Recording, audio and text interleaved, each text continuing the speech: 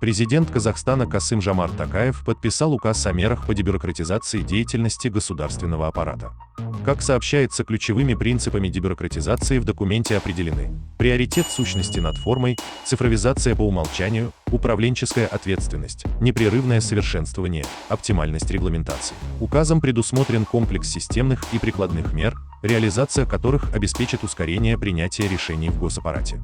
Повышение самостоятельности и персональной ответственности первых руководителей госорганов, сокращение документооборота и отчетности.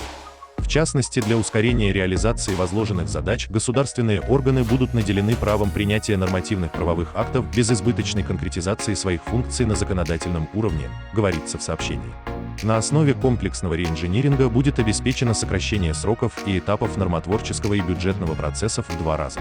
Наряду с этим предусматриваются систематизация и автоматизация ведомственной отчетности, введение запрета для госорганов запрашивать сведения, содержащиеся в информационных системах, отмена бумажного визирования и полисного парафирования документов, делегирование полномочий на уровень среднего управленческого звена. Обеспечение руководителей госорганов инструментами и условиями для дистанционной работы и другое, отмечается в сообщении Аккорды. Важнейшее значение в работе по дебюрократизации имеет цифровая трансформация и системный реинжиниринг всех сфер государственного управления. Основным бенефициаром этой работы станут граждане. Кроме того, меры, заложенные в указе, позволят разгрузить государственных служащих от излишних процедур и процессов, не влияющих на конечный результат, а также обеспечит нацеленность госаппарата на эффективную реализацию политических и экономических реформ главы государства.